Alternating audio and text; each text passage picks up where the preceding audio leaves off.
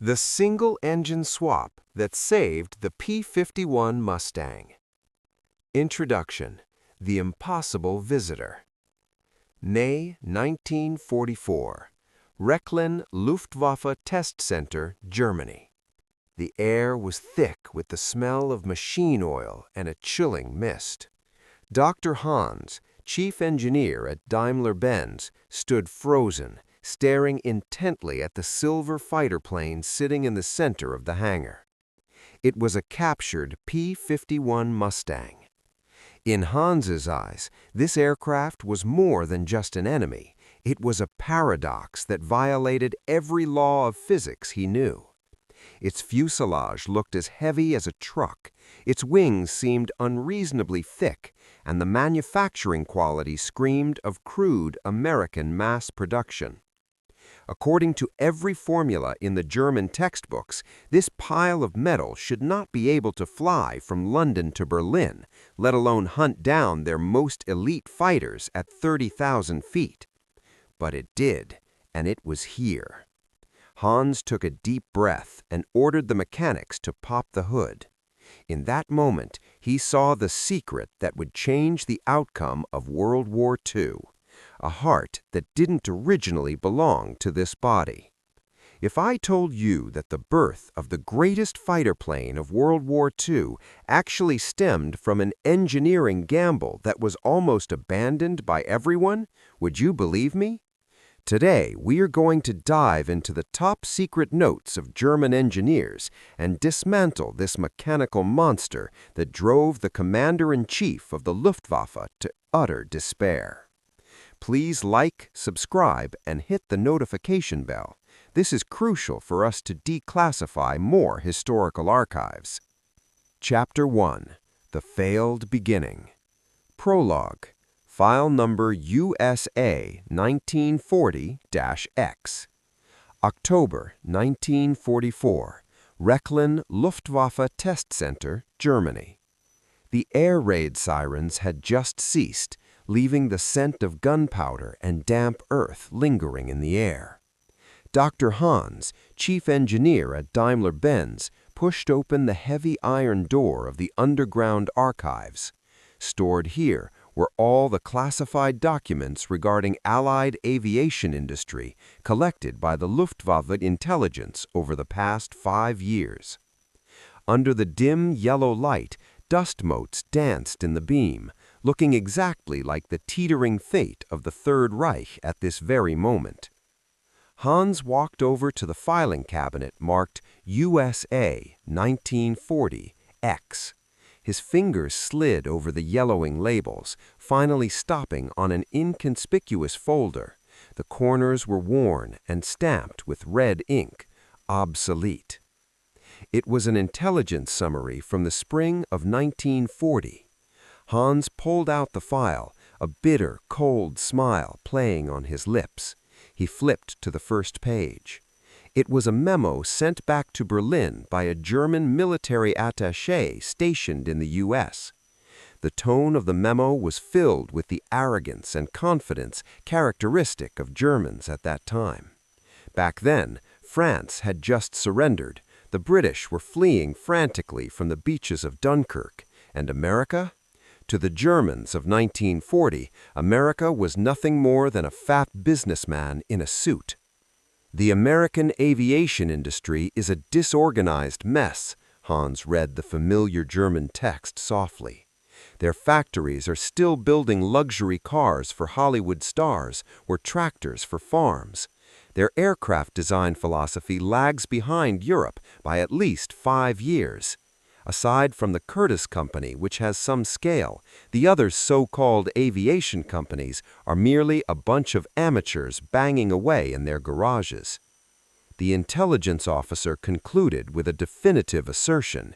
Even if the United States decides to enter the war now, they would need at least 2 years to transform their automotive industry into military production.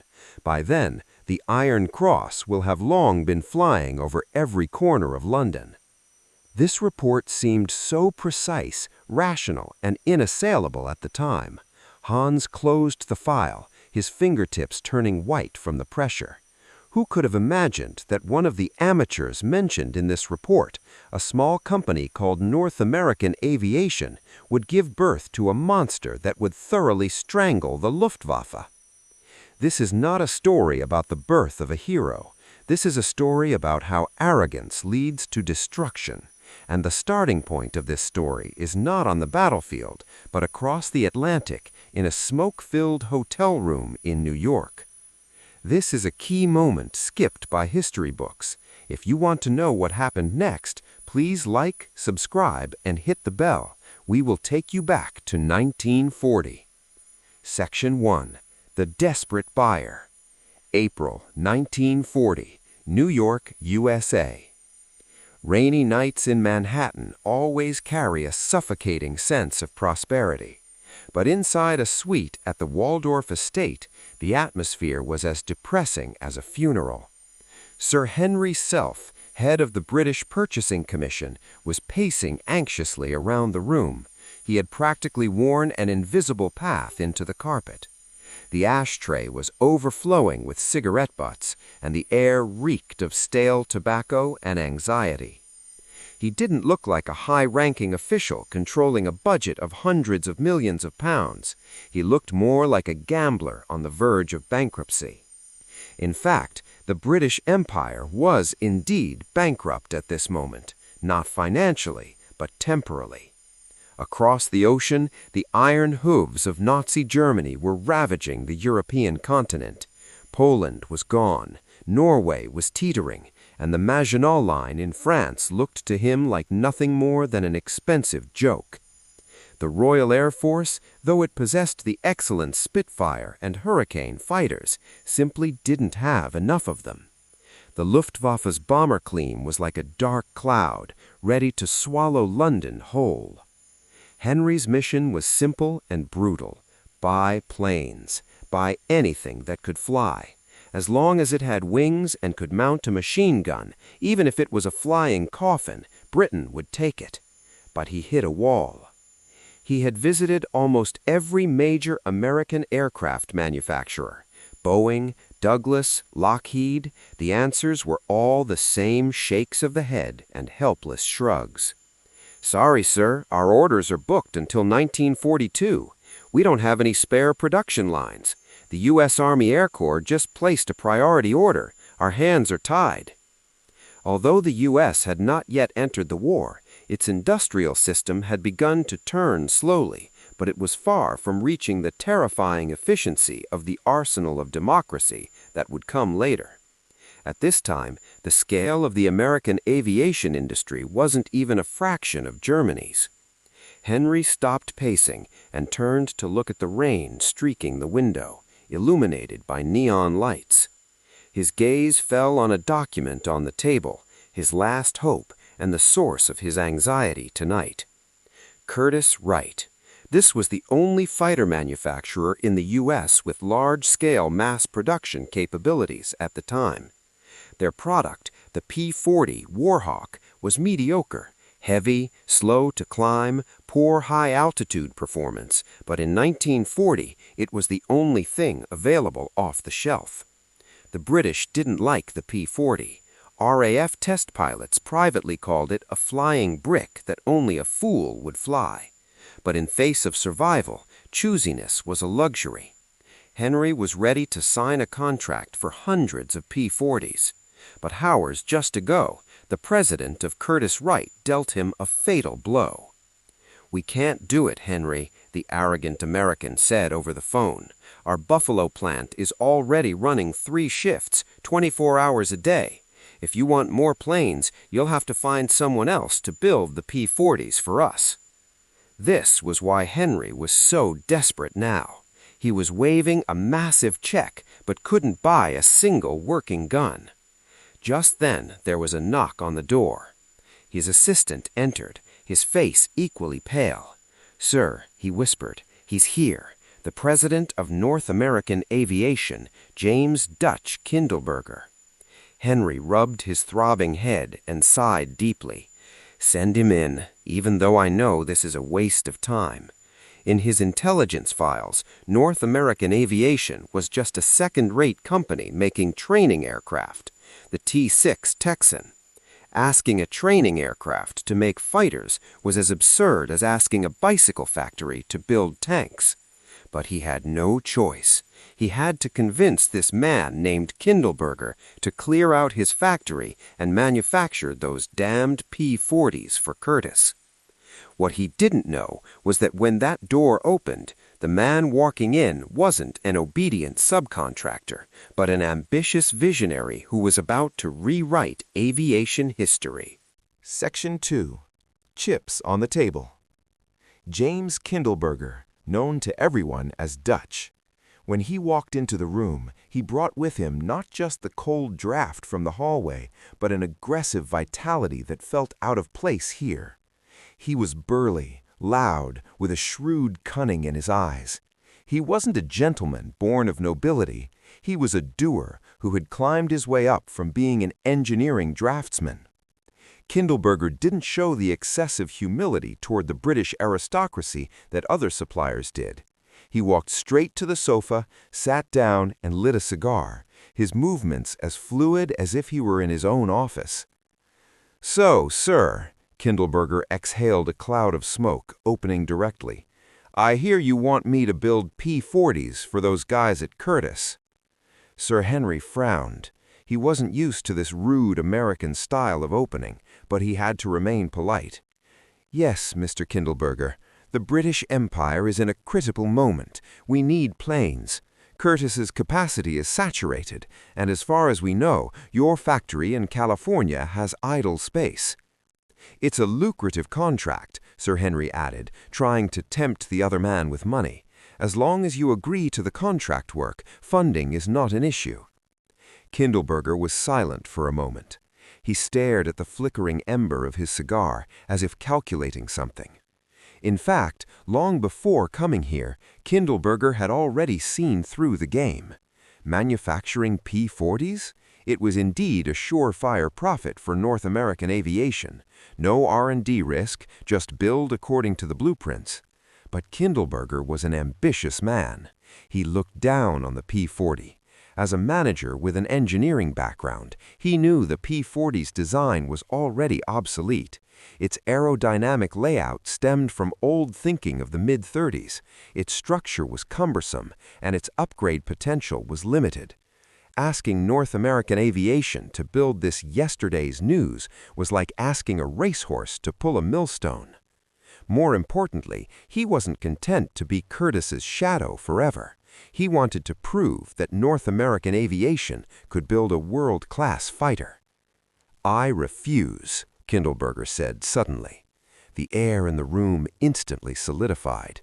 Sir Henry froze, thinking he had misheard. "What did you say?"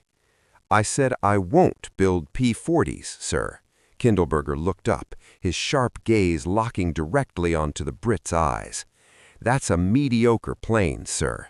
Its radiator design is stupid, and the structure is too heavy. Even if I start building them for you now, the first plane won't roll off the line for months. By then, it'll be a sitting duck in front of the German Bf-109s. Sir Henry's face turned ashen, despair turning into anger. "Mr. Kindleberger, we don't have time to discuss aerodynamics. London needs planes, and we need them now. If you can't help, then please leave." It was a moment on the brink of rupture. History often turns on such split-second decisions. Kindleberger didn't get up to leave. He leaned forward, like a gambler pushing all his chips into the center of the table, and lowered his voice to say the phrase that would change history. "Give me 120 days.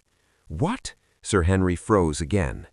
"Don't buy the P-40. Give me 120 days. Kindleberger gestured with his fingers.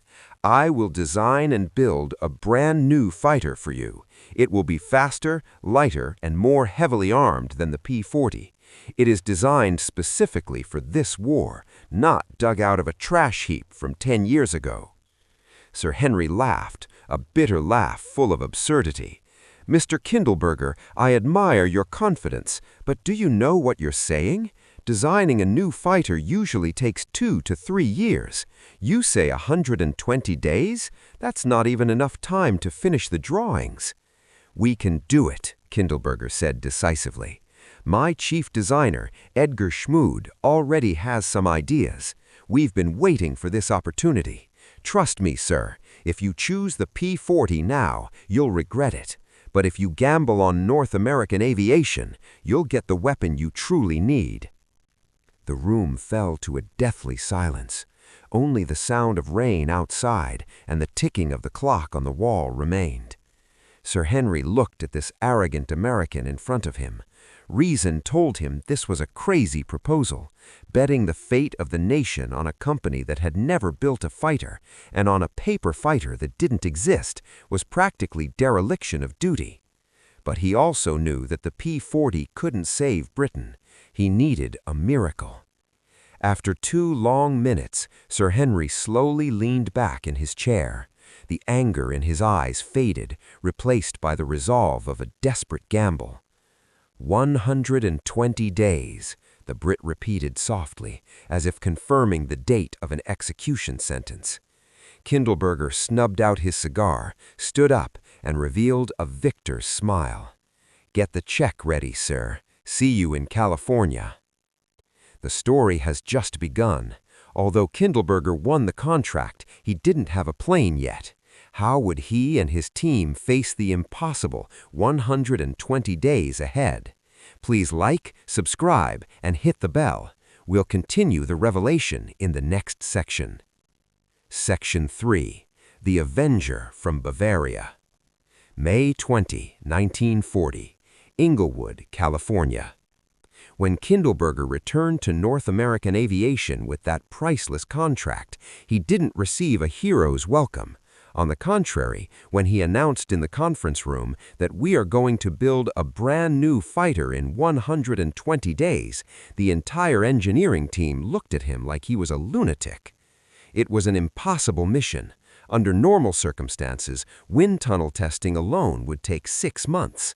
But Kindleberger held an ace card, or more accurately, an outlier hidden within the American factory. North American aviation's chief designer, Edgar Schmood. If in 1940 the Luftwaffe knew that this man was designing warplanes for America, they probably wouldn't be laughing. Schmood wasn't a typical American engineer. He was born in Bavaria, Germany, and had served in the Austro-Hungarian army during World War I. Even more critically, before immigrating to the U.S., he had worked at Fokker and Messerschmitt, which means the sole designer of the plane that would hunt down the Luftwaffe was a German who deeply understood German engineering philosophy. It was a joke of extreme historical irony. The Nazis expelled talent, and that talent eventually forged the sword of vengeance across the ocean.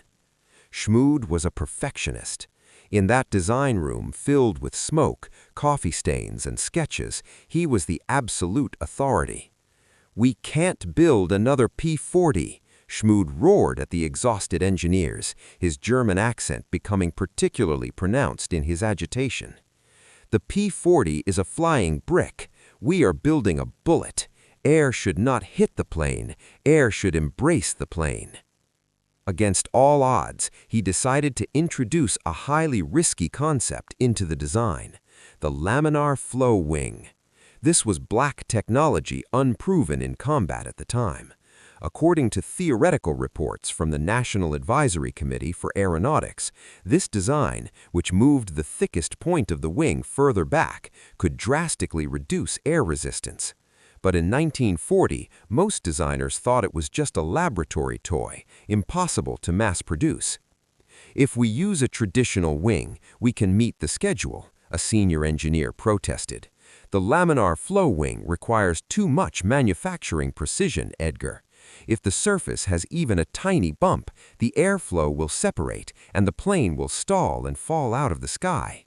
Schmood stared at the engineer, his gaze cold and steely. "If we want to defeat Messerschmitt, we must take risks. If we just build a mediocre plane to meet a deadline, we might as well go back to building trainers right now." It was a massive gamble. Schmood bet North American aviation's future and the lives of Allied pilots on this unproven design concept. He demanded that the rivets on the wing surface be completely flush, even requiring putty to fill seams and sanding until it was as smooth as a grand piano. This perverted demand for craftsmanship made the factory foreman groan in agony. But under Schmood's insistence, the prototype, codenamed NA-73X, began to reveal its elegant yet lethal silhouette on the blueprints. Section 4. A Summer Without Weekends. The 120-day countdown hung over their heads like the sword of Damocles. North American Aviation's design room turned into a battlefield with no distinction between day and night. Engineers worked 7 days a week, 14 to 16 hours a day. Many slept directly under their drafting tables, waking up to down a cup of cold coffee before continuing to draw. Although Kindleberger wasn't a technical expert, he was a genius manager. He was like a tireless overseer shuttling between departments.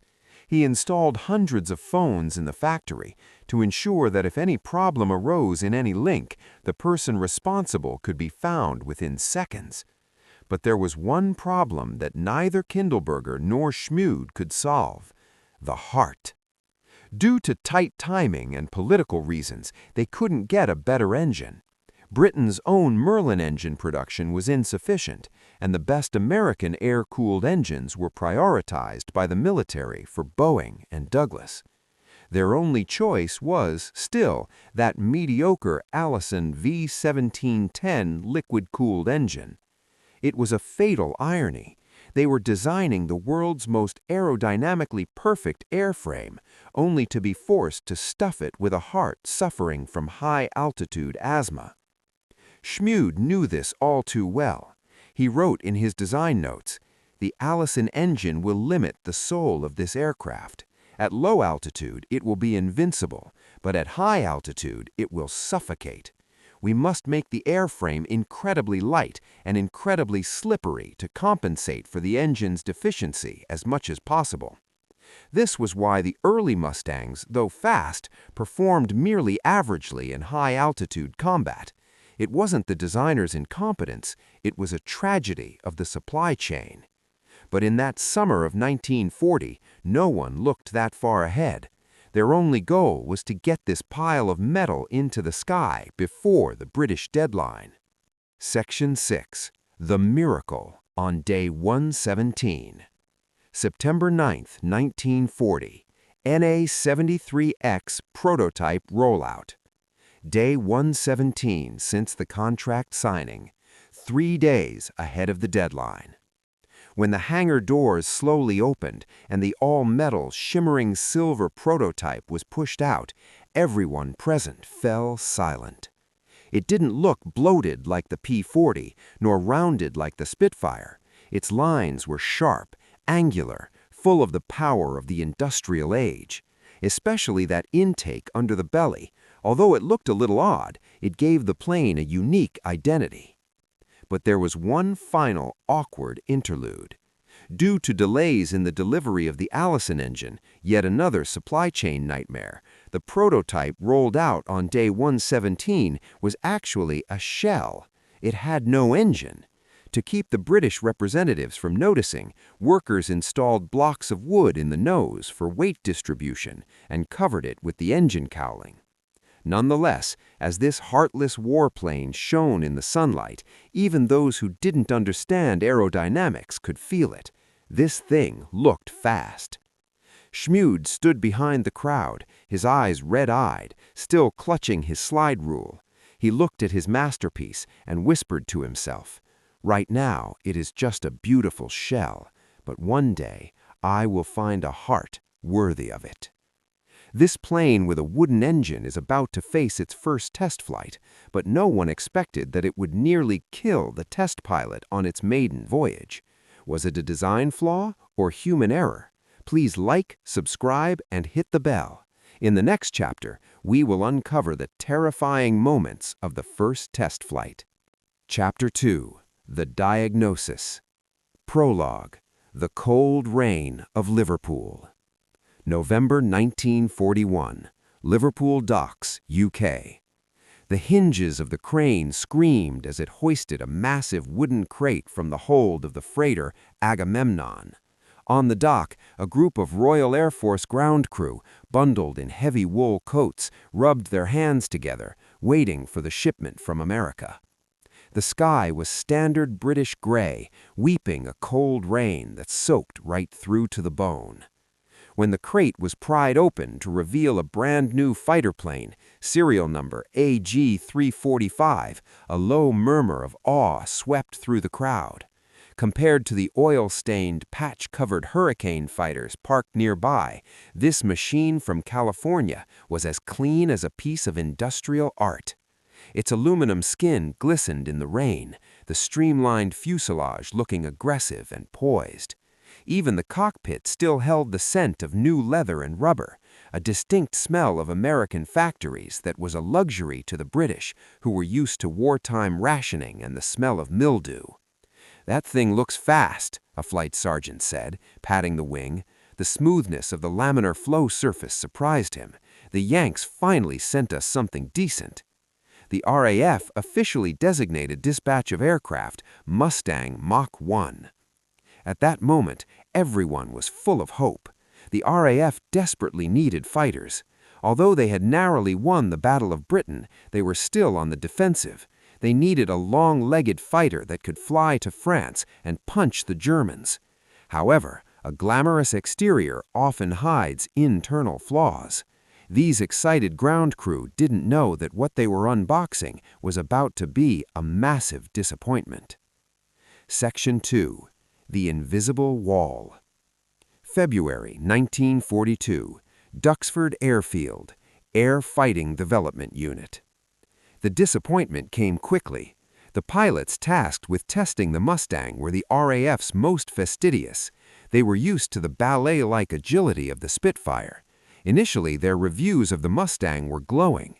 Takeoff run is very smooth, visibility is excellent, and the cockpit is as spacious as a limousine, a test pilot wrote in his report. At low altitude, below 10,000 feet, the Mustang was practically invincible. It flew faster than the Spitfire Mach 5, accelerated violently, and dove with stability. In this layer of air, it could easily shake off a German Bf-109. But when the altimeter needle crossed 12,000 feet, something strange happened. The pilots felt like the plane had suddenly hit an invisible wall. The sound of the engine changed from a roar to a dull wheeze. Manifold pressure dropped sharply. No matter how hard the pilot pushed the throttle, the plane refused to accelerate, and the climb rate plummeted to pathetic levels. By 15,000 feet, the situation became catastrophic. At this altitude, German bombers and escort fighters cruised leisurely. The Mustang, however, was like a mountaineer gasping for oxygen, struggling to inhale every thin breath of air. "This is a joke," an angry squadron leader slammed his helmet on the table after a test flight. "It's a cheetah down low, but a turtle up high. If you take this thing to intercept German bombers, you'll be turned into Swiss cheese by a Bf-109 diving from above before you even get there. The Germans don't even need to maneuver. They just need to fly higher than you to win." The conclusion of the test report was cold and ruthless. Unsuitable for air combat duties in the high-altitude European theater. This sentence nearly signed the death warrant of the P-51. In the skies of World War II Europe, altitude was life. Whoever held the high ground held the energy advantage. A fighter that couldn't fly high was like a short sword that couldn't reach the enemy. Worthless. Section 2. The Engineer's Diagnosis. Why? Why did an aircraft with such perfect aerodynamic design suffer from such severe high-altitude asthma? The problem wasn't the body, it was the heart that Kindleberger and Schmood were forced to accept, the Allison V1710 engine. Let's dive a bit into the mechanics. Internal combustion engines need oxygen to burn fuel. As altitude increases, the air becomes thinner. At 20,000 feet, the air density is only half that of sea level. Without auxiliary equipment, the engine inhales half the oxygen, and power is cut in half. The solution is a supercharger, an air compressor driven by the engine that forces thin air into the cylinders. The German DB601 engine and the British Merlin engine of the time were equipped with advanced variable speed superchargers that adjusted compression efficiency based on altitude. But the Allison V1710? It was equipped with a simple, single-stage, single-speed supercharger. This is like having a race car with only one gear. It's very powerful at the start, low altitude, but when you need high-speed cruising, high altitude, it fails to provide enough air volume due to RPM limitations. This wasn't entirely Allison's fault. It was a tragedy of bureaucracy. The U.S. Army Air Corps, USAAC, doctrine at the time held that high-altitude flight was for bombers, which used turbochargers. As for fighters, they believed fighters only needed to support ground troops at medium to low altitudes. So the early Mustangs were actually victims of American isolationist military thinking. It was designed as a battlefield supporter, not a sky conqueror. This is a key technical threshold. If you enjoy this kind of hardcore mechanical analysis, remember to like, subscribe, and hit the bell. It lets the algorithm know you like deep dive content. Section 3. The enemy's perspective. That thing is harmless. Summer 1942. Over the Pas de Calais, France. Now let's switch lenses and see what this defective product looked like to the enemy. Dr. Hans had by now been transferred to the technical office of the Reich Air Ministry in Berlin. Combat reports regarding new American fighters began to appear on his desk. At first, German pilots were wary of this strange-looking aircraft, but after a few encounters, fear turned into disdain. In a report from the famous Fighter Wing 26, JG-26, and German ace described it this way: "I spotted two Mustangs at 18,000 feet. I immediately pulled up, preparing to take an attack position. To my surprise, they didn't try to climb with me. Instead, they pushed their noses down and dove toward the ground to run away. I tried to chase for a bit, but their speed at low altitude was shockingly fast. But it doesn't matter. As long as we maintain altitude, this American plane poses no threat to us. It's like a crab that can only swim at the bottom of the water. It can never bite the eagle flying in the sky." This report deepened the preconceived arrogance of Hans and the German High Command. They analyzed that the P-51 was obviously a tactical aircraft dedicated to ground attacks. Its existence was to support potential Allied landings, not to contest air superiority. "No need to develop specific counter-tactics for this aircraft," Hans noted in a technical memo. "As long as our fighters stay above 20,000 feet, we are safe." The Germans made a fatal mistake. They saw what the P-51 was now and ignored what it possessed potentially. They thought this was the limit of the American aviation industry, unaware that it was simply potential sealed away by the wrong heart. Section 4. Exile and Humiliation. Back in Britain. Deemed unsuitable for high-altitude combat, RAF Fighter Command refused to accept the Mustang. This was a massive blow to North American aviation. These expensive, sci-fi-looking planes were eventually kicked down to the lower-status Army Cooperation Command. What was their mission? Not to hunt Nazi fighters, but to do the dirty work. For most of 1942, you could only see Mustangs at treetop level. Carrying cameras, they flew over the English Channel to photograph German bunkers on the French coast, or braved dense anti-aircraft fire to strafe German troop trains and truck convoys. It was extremely dangerous work, devoid of glory. Although Mustang pilots loved the plane's stability and speed at low altitude, it was so fast that German gunners couldn't even aim in time. They always felt a sense of frustration. They knew they were flying a masterpiece of aerodynamics, a born dogfighter, yet they were forced to roll in the mud like farm equipment. In a 1942 pilot's diary, a squadron leader named Polanski wrote this: "We are like pizza delivery boys driving Ferraris. This plane craves to fly higher. I can feel the stick protesting. Every time I'm forced to level off at 5,000 feet, I feel like I'm committing a crime." The plane was waiting for a chance to release its soul.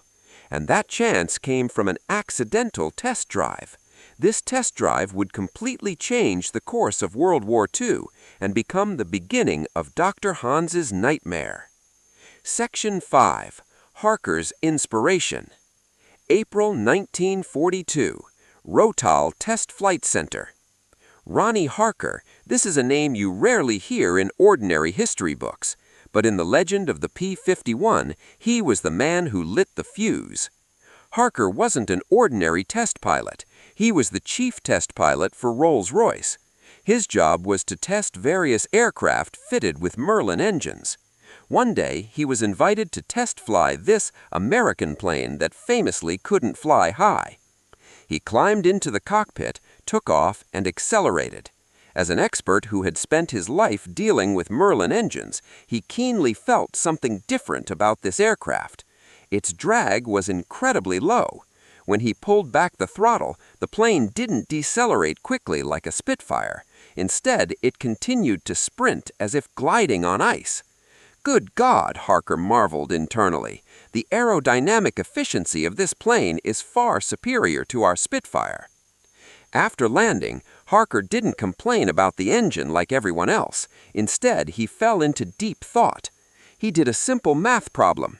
Spitfire Mark V, Merlin 61 engine, 1,470 horsepower, plus high drag airframe equals 400 miles per hour.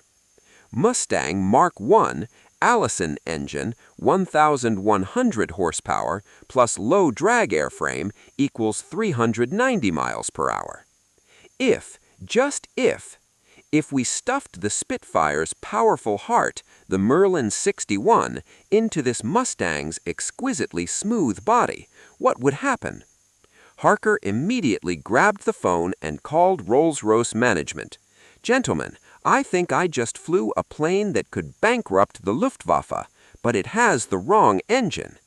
In the subsequent memo, he wrote that famous prophecy: "If this aircraft were equipped with the Merlin 61 engine, its performance would eclipse all fighters currently in service." This memo was the birth certificate of the P-51's destiny turnaround. But before this great heart transplant could begin, they faced a massive physical challenge. The Merlin engine was longer and heavier than the Allison, and it had a massive intercooler. Stuffing it into the Mustang's compact nose was engineering-wise almost impossible. Meanwhile, across the ocean, American bureaucracy remained skeptical of this Anglo-American hybrid plan. A race involving technology, politics, and time is about to begin. Dr. Hans is still mocking the P-51 as a low-altitude crab, unknowing that this crab is about to sprout wings and turn into a dragon that swallows the sky. Stay tuned for Chapter 3, The Transatlantic Gamble. Chapter 3. The Transatlantic Gamble. Prologue. The Shoe That Wouldn't Fit. June 1942. Rolls-Royce Hucknall Flight Test Establishment, UK. The atmosphere inside the Rolls-Royce experimental hangar was as tense as a bomb disposal squad. 5 top engineers stood around a Mustang stripped down to its skeleton, blueprints and cigarette butts scattered on the floor.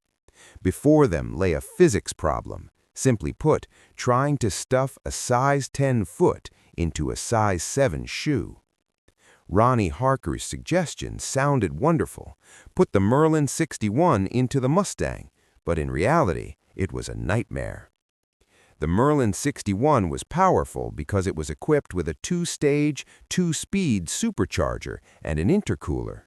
This made it physically several inches longer and significantly taller than the original Allison engine. Furthermore, the Merlin's carburetor intake was on the bottom, whereas the Allison's was on top. This meant the entire nose structure, cooling system, and fuel lines had to be redone. It's like doing a heart transplant on a greyhound using a donor heart from an elephant, an engineer complained, wiping oil from his hands. It simply won't fit. If we force it, there's no room for the radiator, the center of gravity will be destroyed, and the plane might nosedive into the runway and kill the pilot. But this was the moment the British excelled at: shed engineering. No computer-aided design, no precise timeline. These engineers took saws, hammers, and sheet metal and began a violent modification of this expensive warplane. They cut a hole under the nose to install a makeshift intake for the intercooler.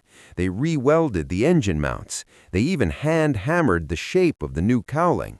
This cobbled-together prototype was named Mustang X. It looked a bit ugly, with a protrusion under the nose resembling a double chin. No one knew if it could fly, and certainly no one knew if it would disintegrate in mid-air. It was pure gambling. Section 1. The Roar of Detroit. Meanwhile, Detroit, USA, Packard Motor Car Company. While the British were hammering away in a garage, across the ocean a much larger industrial revolution was underway. This was the critical second front of the P-51 legend, engine manufacturing. The British knew that even if the Merlin engine could save the Mustang, Rolls-Royce's production capacity couldn't save the Allies. Their factory in Derby was already running at full capacity. Every engine off the line was immediately bolted onto a Spitfire or a Lancaster bomber. They needed the Americans to help build engines. This contract fell to Packard Motor Car Company. Famous for building luxury sedans, their factory was the jewel in Detroit's crown. However, when Packard engineers first received the Merlin blueprints sent from Rolls-Royce, they had a meltdown. It was a classic moment of cultural collision. The British blueprints were drawn by artists. The tolerances marked on the drawings were extremely loose or simply not marked at all. In a British factory, this wasn't a problem because they had experienced craftsmen. If a connecting rod didn't fit, the mechanic would pick up a file and grind it down by feel until it made a perfect click. This was the famous British fit. But in American eyes, this was behavior from the Stone Age. Packard's chief engineer looked at the drawings and slammed the table in anger. "What the hell is this? These aren't engineering drawings, these are sketches. If we build according to this, our assembly line will jam in 5 minutes. We build cars, not clocks. We want interchangeability." The American logic was, I don't want to rely on genius mechanics. I want to build a machine where a girl who was milking cows on a farm yesterday can pick up any piston and fit it into any cylinder, and the precision must be micrometer level. So Packard made a stunning decision. They didn't start production immediately. They spent months redrawing thousands of Rolls-Royce blueprints. They redefined the tolerance of every screw and redesigned the manufacturing process for every part. They translated British craftsmanship into American standards. It was a massive undertaking, but the payoff was staggering. When the Packard version of the Merlin engine finally rolled off the line, the British engineers were shocked. They found that these American mass-produced engines not only had production numbers several times higher than the British ones, but also performed better, leaked less oil, and had longer lifespans. This is a data shock. Americans used industrial standardization to defeat European artisan tradition. This is a historical detail often overlooked. Half of the P-51's success is owed to aerodynamic design, and the other half to the redrawing of blueprints in Detroit. If you like these industrial behind-the-scenes stories, please like and subscribe. Section 2. Hans's Misjudgment. September 1942, Berlin, Reich Air Ministry. Dr. Hans received a piece of industrial intelligence from the U.S. The report showed that Packard was purchasing large quantities of high-quality aviation aluminum and nickel alloys and was recruiting thousands of new workers. Clearly, they were preparing for something big. But looking at this data, Hans made a logical yet completely wrong judgment. Packard makes luxury cars, Hans analyzed to his colleagues. They are now converting to produce Merlin engines, and the Merlin engine is the primary power for the Lancaster bomber. This means the Allies are preparing to expand the scale of night bombing. They want to build more four-engined heavy bombers. In the eyes of Germans at that time, fighter planes were precision instruments that should be built by specialized aircraft factories, like Curtiss or North American. Car factories, places for crude people, could only build trucks or bomber engines.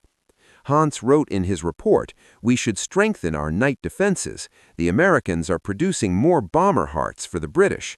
As for a fighter threat, there is currently no sign of any breakthrough." He never imagined that these high-performance engines, produced like sausages on a Detroit assembly line, were about to be stuffed into the low-altitude crab he despised, turning it into a dagger aimed straight at the heart of the Luftwaffe. This is a classic mirror image bias in intelligence analysis. Hans thought Americans would think like Germans, precise, categorized, specialized, but he underestimated the American industry's simple brutality of stuffing the best engine into anything that can fly. Section 3. Frankenstein's First Flight. October 13, 1942, United Kingdom. Back at Hucknall Airfield, the cobbled-together Mustang X was finally ready for a test flight. The pilot was again Ronnie Harker. When he pushed the throttle, the modified Merlin 61 engine emitted a roar distinct from the Allison. It was the specific scream of a two-stage supercharger, sounding like the wail of a banshee. The plane rocketed into the clouds. This time there was no invisible wall. 10,000 feet, all systems normal. 15,000 feet, power still abundant. 20,000 feet, Harker felt him pinned to his seat. 25,000 feet, the plane was still accelerating. When Harker landed, his hands were trembling, not from fear, but from exhilaration. The data recorders rushed over to read the instruments. A gasp of disbelief erupted from the crowd. 433 miles per hour. This was a full 40 miles per hour faster than the original Mustang.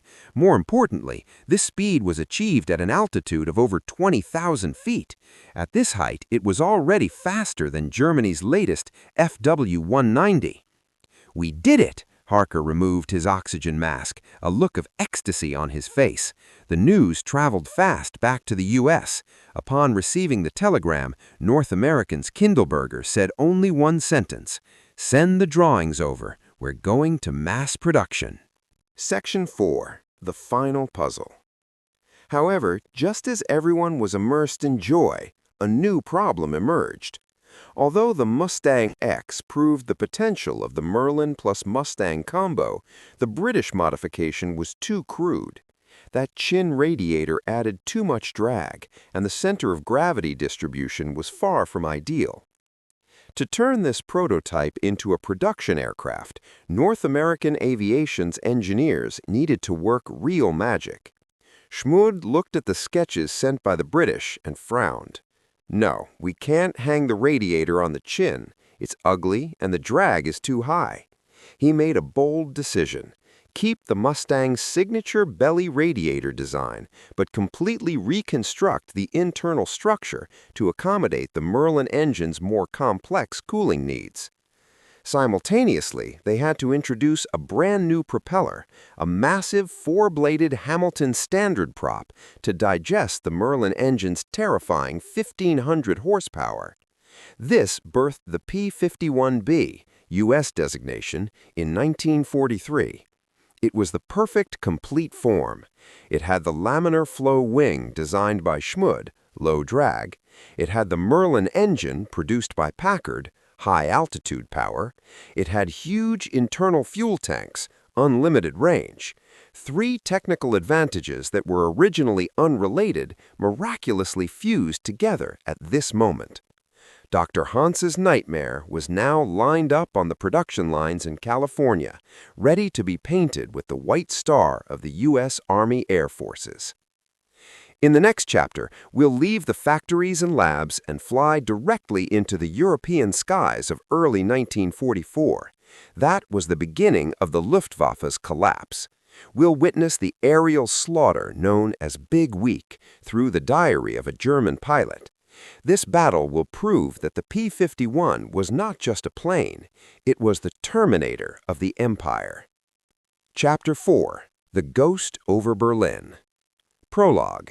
Hermann Göring's Lie. January 1944. Berlin, Kadenhall Estate. Reich Marshal Hermann Göring once famously declared, "If a single enemy aircraft flies over the Ruhr, my name is not Göring. You can call me Meyer." In German, Meyer was a common Jewish surname, making this a deeply ironic oath. For years, the Luftwaffe actually held this line. Although the RAF harassed them by night and American bombers tried to break through by day, the Allies always paid a terrible price. For German pilots, there was a safe zone in the German sky. As long as they passed Hanover or deeper into Magdeburg, Allied escort fighters would be forced to turn back due to fuel limits.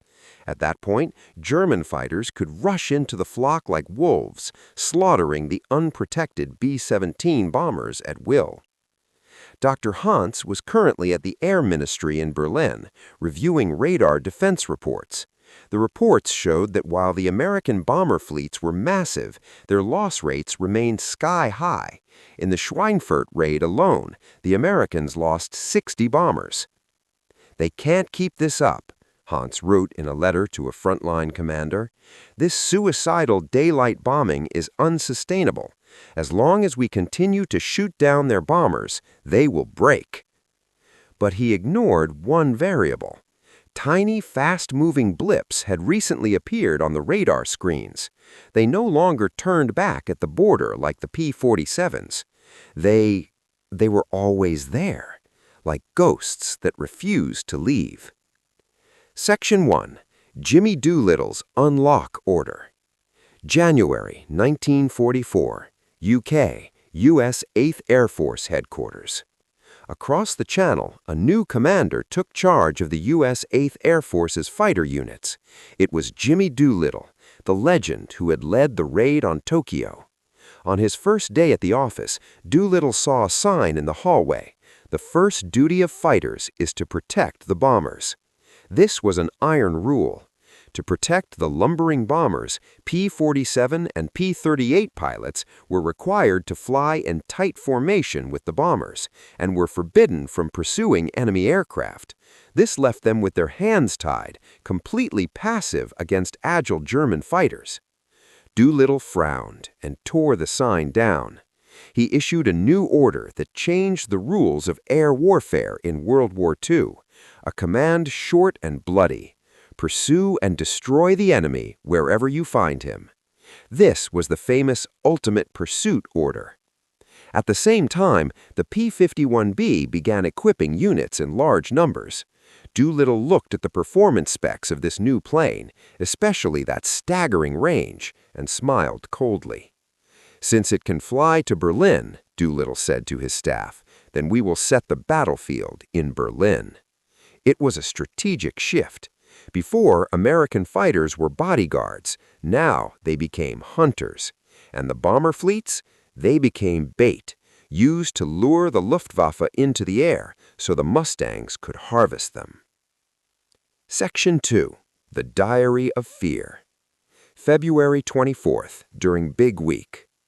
Gustav was an ace pilot serving in Jagdgeschwader 3, JG-3, with 42 confirmed kills.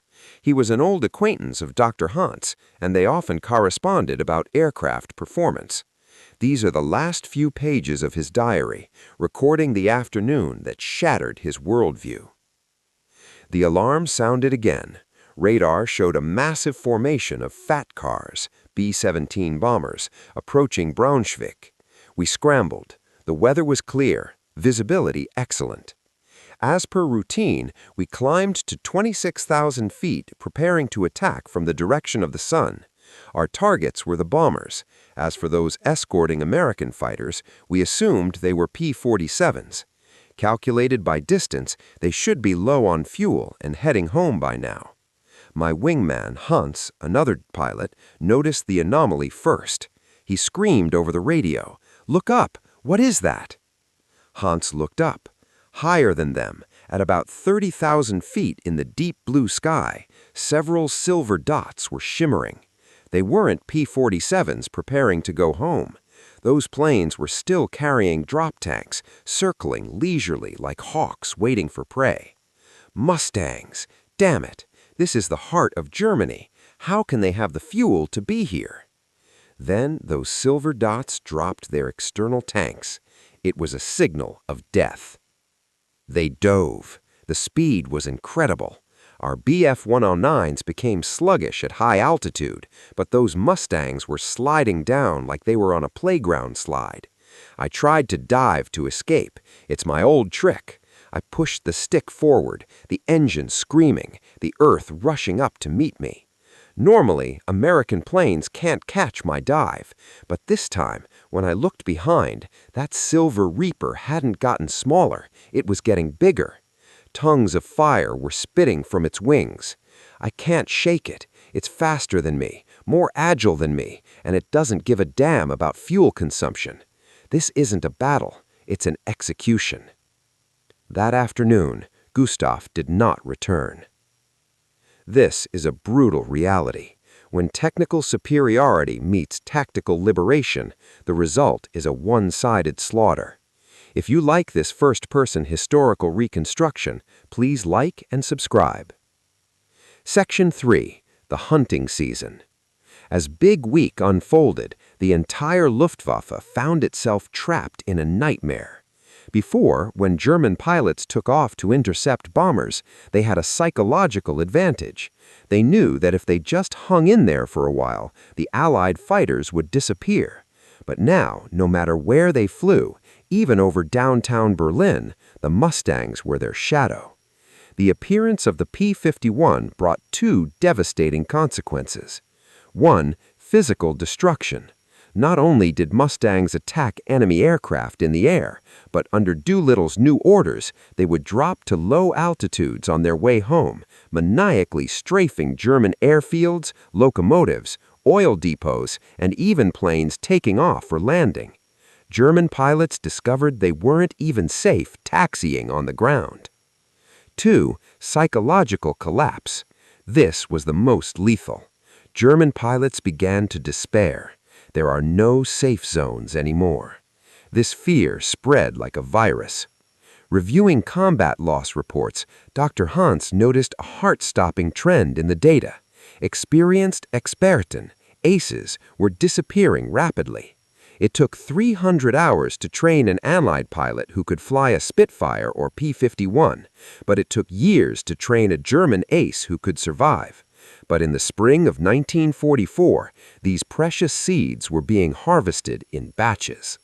The Luftwaffe wasn't just losing planes. Planes could be built again. They were losing experience. Section 4. The Spectacle over Berlin. March 6, 1944. Over Berlin. This was a landmark day. The U.S. 8th Air Force launched a massive daylight raid on Berlin. When the first batch of P-51Bs appeared over the Reichstag, the citizens of Berlin were stunned. They stopped in their tracks, looking up at the silver warplanes dragging white contrails across the sky. Dr. Hans stood at his window, too. He heard the familiar roar of the Merlin engine, the sound he had heard countless times in the lab, now roaring right over his head. He watched a P-51 chasing an FW-190, the two planes tumbling over the city. "You lost, Hermann," Hans whispered the name as he watched the crisscrossing trails in the sky. "You can call yourself Meyer now." That day, the Allies lost 69 bombers and 11 Mustangs, but the Luftwaffe lost more, and they lost their last shred of confidence.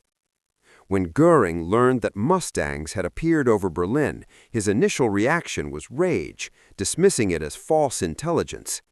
Those must be Spitfires flying at extended range, or they modified twin-engine fighters, he roared at his staff. But when the wreckage was laid out before him, looking at that single-engine, single-seat American plane carrying massive fuel tanks, the Reichsmarshal fell silent. According to post-war interrogation records, Göring privately admitted in that moment, "When I saw Mustangs over Berlin, I knew the war was lost." Section 4. The Judgment of Data. Back to the technical level, why was the P-51's appearance so devastating? In his post-war notes, Dr. Hans conducted a review. He drew a chart comparing the strength of both sides in 1944. Quantity. The number of P-51s produced by the U.S. daily exceeded the total number of fighters Germany lost weekly. Quality. The P-51 achieved an astonishing kill ratio of 11-to-1. That is, for every Mustang lost, 11 German planes were buried with it. Efficiency. Thanks to Packard's standardized production, maintaining a Mustang was incredibly simple. German planes, lacking part interchangeability, often sat grounded for the want of a single screw. "This wasn't a battle," Hans wrote. "This was an industrial assembly line crushing a craft workshop. We sent our best knights to fight their robot army. The result? The knights died of exhaustion while the robots kept coming." In that spring, the Luftwaffe's spine was thoroughly broken. Not because their planes weren't advanced enough, the Me-262 jet fighter had already flown, but because they lost air superiority, they lost their training grounds, they lost their fuel, and they lost the sky. And the starting point of it all was that P-51 with the transplanted heart. In the next chapter, we enter the end game. Germany did not sit idly by. They unleashed their final black technology, the Me-262 jet fighter. This is a showdown between the peak of propellers and the pioneer of jets. Dr. Hans will witness with his own eyes that even era-defining technology cannot save a collapsing system. Stay tuned for Chapter 5, Twilight of the Gods. Chapter 5, Twilight of the Gods, Prologue, The Whistle of the Future. November 1944, Rechlin Luftwaffe Test Center, Germany. The late autumn German sky was always gloomy, but today a sound never heard before tore through the silence. It wasn't the familiar thrum-thrum of a piston engine, but a sharp, high-pitched scream like a giant industrial hairdryer. Dr. Hans stood at his window, too. He heard the familiar roar of the Merlin engine, the sound he had heard countless times in the lab, now roaring right over his head. He watched a P-51 chasing an FW-190, the two planes tumbling over the city. "You lost, Hermann," Hans whispered the name as he watched the crisscrossing trails in the sky. "You can call yourself Meyer now." Dr. Hans remained silent. He watched the jet perform an elegant vertical climb, a maneuver no propeller plane could ever hope to achieve. It was indeed a miracle, but in Hans' heart, this miracle had come too late, and it was too fragile. He turned around, looking at the rows of planes waiting for repair on the corner of the tarmac, and the mountains of scrapped engines in the distance. He knew that what wins wars isn't wonder weapons or Wunderwerke, but the boring, tedious, yet endless stream of logistics. Section 1. The Cursed Miracle. Historians often say that if the Me-262 had been put into production a year earlier, or if Hitler hadn't interfered, Germany could have turned the tables. But in Dr. Hans' diary, the truth was far crueler than these hypotheses. The tragedy of the Me-262 wasn't just Hitler's famous stupid order, turn it into a bomber, which did delay it by precious months, but that it was a delicate flower blooming on ruins.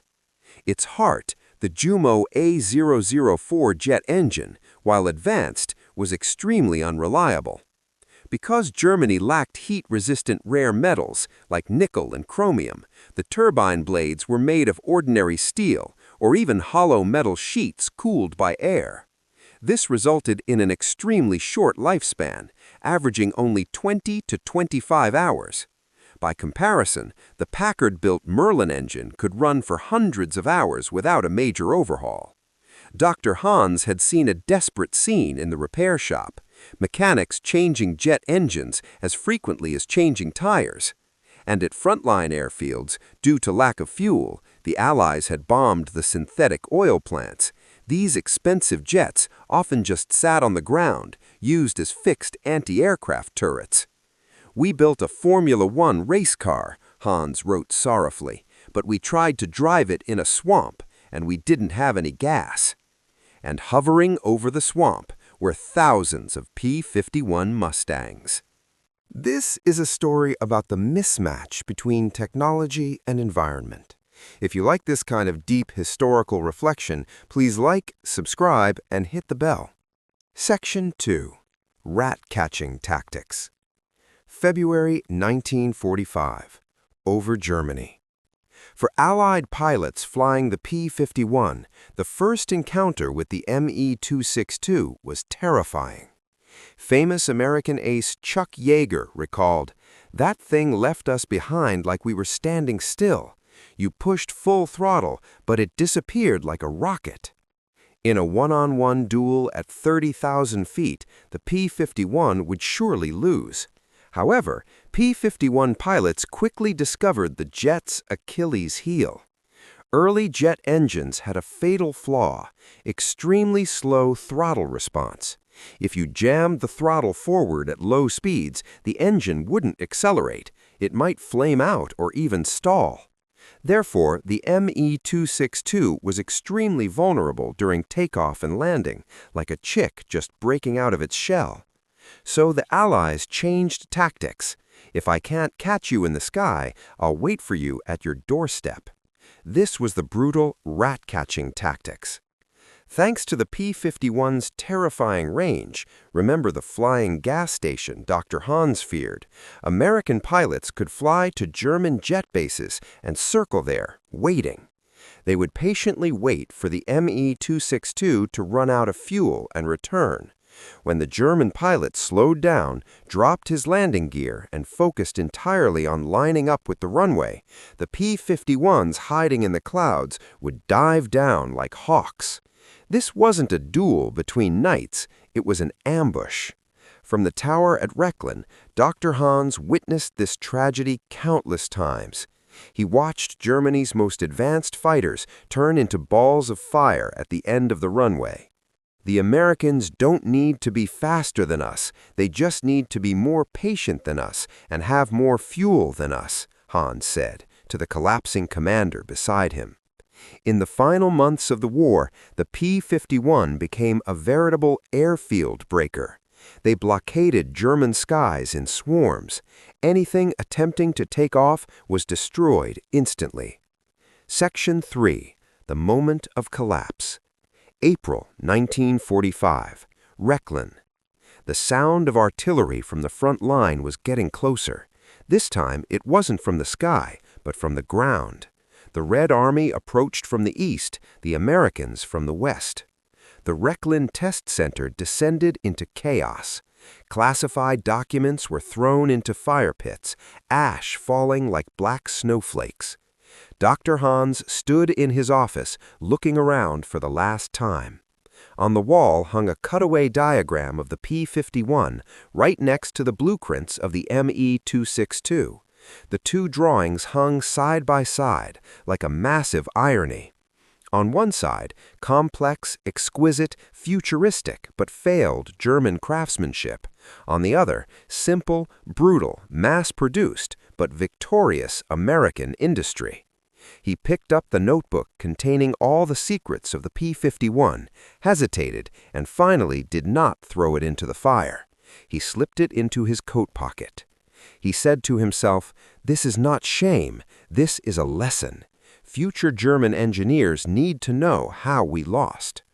A few days later, the first American Jeep drove into the base. Section 4. Dialogue of Two Worlds. May 1945. POW Camp. As a high-level technician, Dr. Hans was detained separately by U.S. intelligence. The interrogating him was a young U.S. Army Air Forces captain who had been an automotive engineer in Detroit before the war. It was a long overdue conversation. The captain gave Hans a Lucky Strike cigarette and handed him a tin of Spam. Hans looked at the meat, his hands trembling slightly. In Germany, even generals couldn't eat this well. "Tell me, Doctor," the captain pointed to a captured Me-262 on the tarmac in the distance. "That thing is a masterpiece. How did you build it?" Hans took a drag of the cigarette, the harsh smoke making him dizzy. "If you had come 6 months later," Hans rasped, "that thing would have new engines installed. By then—" The captain smiled, cutting him off. He pointed to a formation of P-51s roaring overhead. There were at least 48 planes. "Doctor, look at the sky. If you had surrendered 6 months later, we would have jets too, the P-80 Shooting Star, and we would have 10,000 of them, not your pitiful few hundred." Hans fell silent. Then the captain asked a question he didn't expect. "You know, we were actually always afraid of you. We thought Germans were all geniuses. The things you built were too precise. But when we took over this base and saw the complex work you did just to maintain those planes, I thought you were crazy." "Crazy?" "Yes, crazy," the captain shrugged. "You build planes like jewelry, while we treat them as consumables. You pursue 100% performance, we pursue 100% compromise. In this world, compromise is the way to survive." In that moment, Hans finally found peace. He realized that the greatness of the P-51 Mustang wasn't because it was invincible in any single metric, although it was fast, but because it was the perfect compromise. It found a golden balance between speed, range, firepower, and producibility. It was the product of engineers compromising with logistics, with strategy, with reality. The Germans died on the road to perfection. Section 5. Epilogue, the definition of victory. Summer 1945, Nuremberg. The war ended. The story of the P-51 Mustang drew to a close. In the post-war years, this aircraft was given countless glorious titles: the Cadillac of the skies, the Terminator of the Luftwaffe. But for Dr. Hans and countless Germans who witnessed that era, the P-51 represented a deeper truth. Modern warfare no longer is an epic of heroes, but a contest of systems. When Kindleberger said, "Give me 120 days" in 1940, when Packard redrew Rolls-Royce's blueprints, when Doolittle ordered free hunting, the success of every single link eventually converged into that Silver Reaper. This is the story of how mediocrity defeated genius, provided that mediocrity is built on absolute industrial rationality, standardized production, and inexhaustible resources.